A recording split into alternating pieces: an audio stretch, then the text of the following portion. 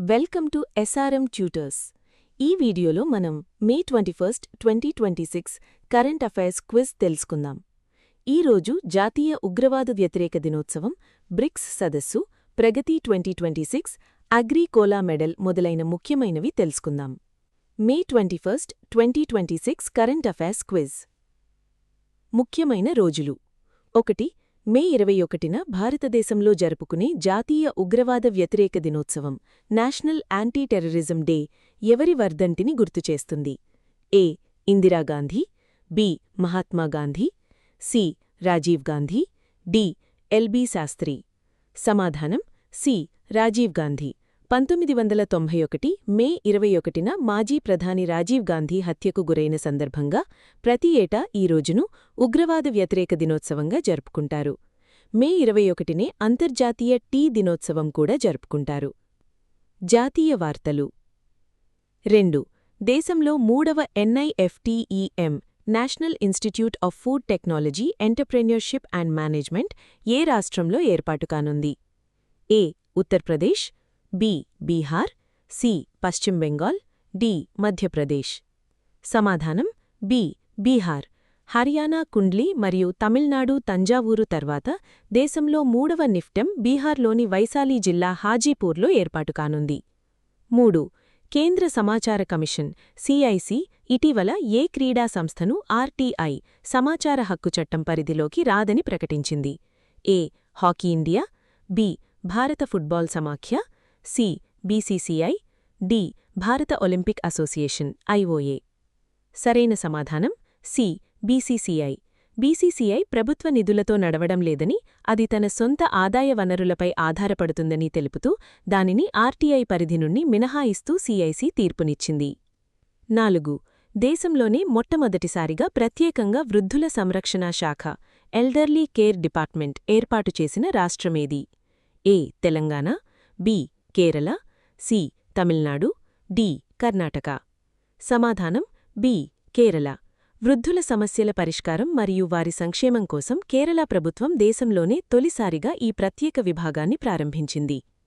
5. NCR national capital region పరిధిలోకి వచ్చే తన జిల్లాల్లో అగ్రిగేటర్లు మరియు డెలివరీ వాహనాలన్నీ CNG లేదా ఎలక్ట్రిక్గానే ఉండాలని ఏ రాష్ట్రం ఆదేశించింది? A. Uttar Pradesh, B. Punjab, C. Haryana, D. Rajasthan. సమాధానం సి. హర్యానా. వాయు కాలుష్యాన్ని తగ్గించే క్రమంలో హర్యానాలోని 13 NCR జిల్లాల్లో కేవలం హరిత వాహనాలను మాత్రమే అనుమతించాలని ప్రభుత్వం నిర్ణయించింది. 6. మద్యం, లిక్కర్లో ఆల్కహాల్ శాతం ఆధారంగా పన్ను విధించాలని నిర్ణయించిన భారతదేశపు మొదటి రాష్ట్రం ఏది? A. Kerala, B. Andhra Pradesh, C. Karnataka, D. Goa. సమాధానం సి. కర్ణాటక. మద్యంలో ఉండే ఆల్కహాల్ గాఢత ఆధారంగా ట్యాక్స్ వసూలు చేసే వినూత్న విధానాన్ని కర్ణాటక ప్రభుత్వం ప్రవేశపెట్టింది. అంతర్జాతీయ వార్తలు. 7. అమెరికాను అధిగమించి బంగ్లాదేశ్కు రెండవ అతిపెద్ద వాణిజ్య భాగస్వామిగా ఏ దేశం అవతరించింది? ఏ. Japan, B. భారతదేశం, సి. Russia, D. జర్మనీ. సమాధానం బి. భారతదేశం. అమెరికాను వెనక్కి నెట్టి భారత్ ఇప్పుడు బంగ్లాదేశ్కు రెండవ అతిపెద్ద వాణిజ్య భాగస్వామిగా నిలిచింది. చైనా బంగ్లాదేశ్కు మొదటి స్థానంలో ఉన్న అతిపెద్ద భాగస్వామిగా కొనసాగుతోంది. 8. భారతదేశంలో జరగనున్న బ్రిక్స్ సదస్సు 2026కు హాజరుకానున్న రష్యా అధ్యక్షుడు ఎవరు? A. Dmitry Medvedev, B. Sergey Lavrov, C. Vladimir Putin, D. Mikhail Mishustin. సరైన సమాధానం సి. Vladimir Putin. సెప్టెంబర్ 12, 13, 2026 తేదీలలో న్యూఢిల్లీలో జరిగే బ్రిక్స్ సదస్సుకు హాజరుకానున్న రష్యా అధ్యక్షుడు వ్లాడిమిర్ పుతిన్ భారత్కు రానున్నారు. 9. గుజరాత్లోని కల్పసర్ ప్రాజెక్టు పనులను వేగవంతం చేయడానికి భారతదేశం ఏ దేశంతో ఒప్పందం కుదుర్చుకుంది? A. Japan, B. Israel, C. Netherlands, D. Sweden. సమాధానం సి. నెదర్లాండ్స్. సముద్రంపై భారీ ఆనకట్ట కట్టి తీపినీటిని నిల్వచేసే ఈ ప్రాజెక్టు కోసం నీటి వ్యవస్థాపనలో నిపుణులైన నెదర్లాండ్స్తో భారత్ జతకట్టింది. 10. యూకేలోని ఎల్స్ట్రీ మరియు బోర్హం వుడ్లో అత్యంత పిన్నవయస్కుడైన భారత సంతతి మేయర్గా ఎవరు రికార్డ్ సృష్టించారు? A. Rishi Sunak, B. Tushar Kumar, C. Suella Braverman, D. Priti Patel. సమాధానం బి. తుషార్ కుమార్. భారత సంతతికి చెందిన తుషార్ కుమార్ యూకేలో మేయర్ పదవిని చేపట్టిన అత్యంత పిన్న వయస్కుడిగా చరిత్ర సృష్టించారు. 11. 52వ G7 శిఖరాగ్ర సదస్సు ఏ దేశంలో నిర్వహించబడుతుంది? A. Italy, B. Canada, C. France, D. Germany. సమాధానం సి. ఫ్రాన్స్. 52వ G7 శిఖరాగ్ర సమావేశం ఫ్రాన్స్లో జరగనుంది. సైన్స్, టెక్నాలజీ మరియు రక్షణ. 12. భారతీయ కంప్యూటర్ శాస్త్రవేత్త మనిందర్ అగర్వాల్ ఇటీవల ఏ ప్రతిష్ఠాత్మక శాస్త్రీయ సంస్థ యొక్క ఫెలోగా ఎన్నికయ్యారు? ఏ. NASA, B. ఐరోపా అంతరిక్ష సంస్థ, C. Royal society, D. American academy of sciences. సరైన సమాధానం C. Royal society. IIT Kanpur director మరియు ప్రముఖ కంప్యూటర్ శాస్త్రవేత్త మనిందర్ అగర్వాల్ రాయల్ సొసైటీ ఫెలోగా ఎన్నికయ్యారు. 13. భారతీయ నౌకాదళ అవసరాల కోసం భారతదేశపు మొట్టమొదటి ప్రైవేట్ మెరైన్ గ్యాస్ టర్బైన్ సౌకర్యం ఎక్కడ ప్రారంభించబడింది? ఏ. ముంబై, బి. కొచ్చి, సి. విశాఖపట్టణం, డి. చెన్నై. సమాధానం సి. విశాఖపట్టణం. భారత్ ఫోర్జ్ సంస్థ ఆంధ్రప్రదేశ్లోని విశాఖపట్టణంలో ఈ ప్రైవేట్ మెరైన్ గ్యాస్ టర్బైన్ కేంద్రాన్ని ఏర్పాటు చేసింది. ఇది నౌకాదళ ఇంజన్ల మరమ్మతులకు సహాయపడుతుంది. 14. బహుళజాతి సైనిక విన్యాసాలు ప్రగతి 2026 ఎక్కడ ప్రారంభమయ్యాయి? A. Rajasthan Pokhran, B. Meghalaya Umroi, C. Ladakh, D. Andaman Nicobar. సమాధానం బి. మేఘాలయ ఉమ్రాయ్. మేఘాలయలోని ఉమ్రాయిలో గల ఫారిన్ ట్రైనింగ్ నోడ్లో ఈ భారీ బహుళజాతి సైనిక విన్యాసాలు ప్రారంభమయ్యాయి. 15. భారత వైమానిక దళంలో అత్యున్నత శ్రేణి కేటగిరీ ఏ క్వాలిఫైడ్ ఫ్లయింగ్ ఇన్స్ట్రక్టర్గా బాధ్యతలు చేపట్టిన మొదటి మహిళా అధికారి ఎవరు? A. Shivangi Singh, B. Avani Chaturvedi, C. Squadron leader Sanya, D. Bhawana Kanth.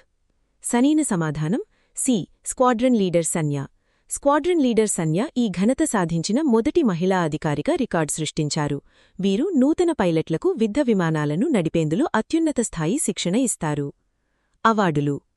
16. ఆహారం మరియు వ్యవసాయ సంస్థ FAO ద్వారా ప్రధాని నరేంద్ర మోదీకి అందజేయబడిన అత్యున్నత పురస్కారం ఏది? A. Green medal, B. Agricola medal, C. Food security award, D. Kisan Mitra పురస్కారం. సమాధానం బి. Agricola medal. వ్యవసాయ రంగంలో విశేష కృషిగాను FAO డైరెక్టర్ జనరల్ ప్రధాని మోదీకి ఈ మెడల్ను అందజేశారు. ఇది ప్రధాని మోదీకి అందిన 32వ అంతర్జాతీయ పురస్కారం. క్రీడలు. 17. గుజరాత్లోని గాంధీనగర్లో జరిగిన ఏషియన్ వెయిట్ లిఫ్టింగ్ ఛాంపియన్షిప్ 2026లో అత్యధిక పతకాలతో అగ్రస్థానంలో నిలిచిన దేశమేది? ఏ. భారతదేశం, B. Japan, C. China, D. Thailand. సమాధానం సి. చైనా.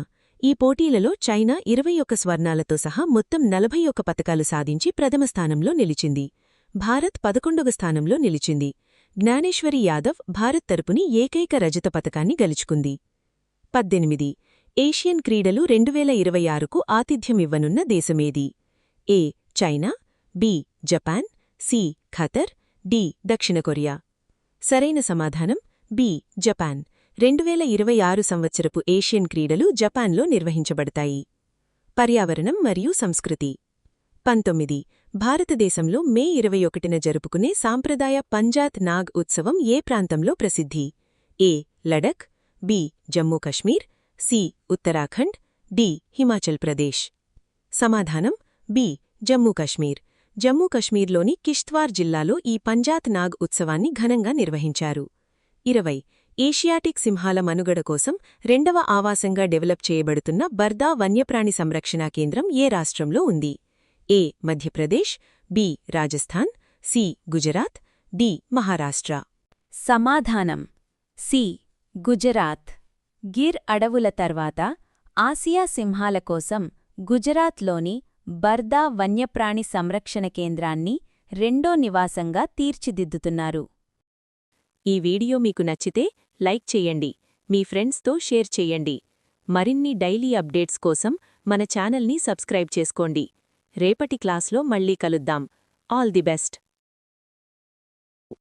మీరు ఈ కరెంట్ అఫైర్స్ని ప్రాక్టీస్ చేయాలి అనుకుంటే please visit srmtutors.in website.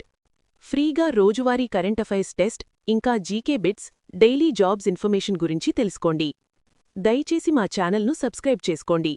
Video యూజ్ఫుల్గా ఉంది అనిపిస్తే ఒక లైక్ చేసి మీ ఫ్రెండ్స్కి షేర్ చేయండి.